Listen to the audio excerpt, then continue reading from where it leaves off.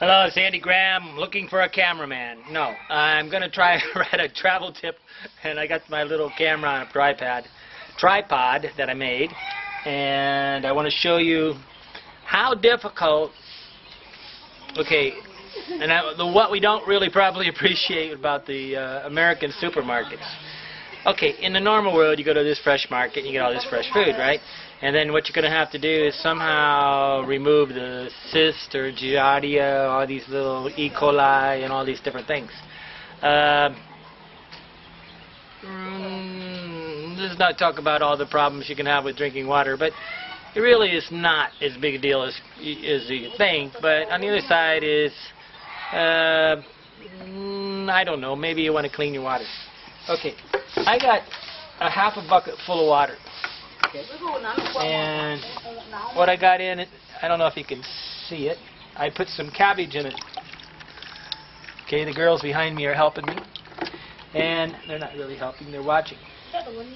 And what I did is I took some chlorine and I put it in the water. Now, the million-dollar question is okay, now, great, we got it in water. But this water is also the same problem. The water came from the local tap, which actually in Benin, West Africa, where I'm at right now, the water is probably drinkable. Most places kind of have this little smell, like Thailand and Philippines. And most countries, when you get the water all the way to the house, by the time it gets there, it's polluted because it sucks in water. Here they have little collection areas, and the water system's pretty closed, and it's pretty good. But generally, I filled up the thing, and I put a little chlorine in there, then I have to wait.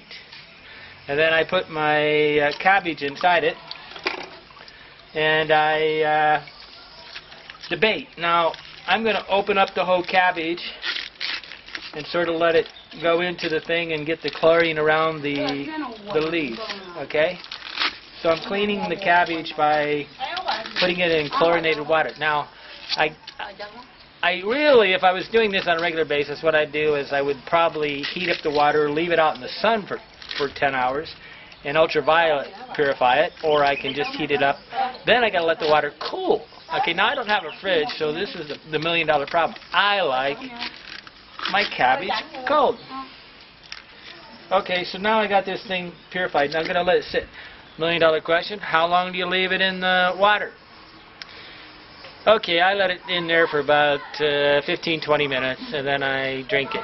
Then I don't drink it, I use it. But the main problem is that now I've got lettuce is in the not lettuce, but cabbage that's in the process of getting warm. And that's not as much fun as cabbage that is cold to me, according to what you're using for it. But generally, as you can see, all this stuff that I'm going through doesn't happen in the restaurant you're eating at right now outside the United States in some underdeveloped country. They don't go through all this process. They basically just open it up, clean it off, put it in your food, and give it to you just the way it is. They don't chlorinate it. Now, there was a trend in Mexico 15 years ago when I first started where everybody was carrying around little drops of chlorine, and they were actually putting the drops on the food, which really you got to put it all the way down in and, I don't know, let it soak for a while to get it killed. But who knows? But this is what I do when I'm sort of I do it a lot with carrots because carrots have this ground-in dirt that get on the outside. And I ate a raw carrot one time and just sort of brushed it off, cleaned it off, and ate it in I was in Guatemala, and I got this giardia, which seems to be totally curable. Most of these things you get with water are not really that problem. Bigger problem with water is you might get diarrhea, which you for sure are going to get diarrhea if you travel. You just part of life. But majority of people that get diarrhea ate too much coconut, too many mangoes, whatever. But this is what I do. I take some chlorine, I put it in some water, I let it sit for about 20 minutes, then I try to eat the food immediately because I don't want it to dry out. And basically to eat vegetables, you need to have them hydrated or something, water soaked. Okay, Andy Graham in Benin, Natingu, Benin, country of Benin, West Africa, trying to show you how I sort of prepare vegetables. I'm constantly trying to eat vegetables, even though I hate them, and fruit because I hate them, because I hate them. And I had malnutrition really bad in India because I wouldn't eat anything because they were so dirty.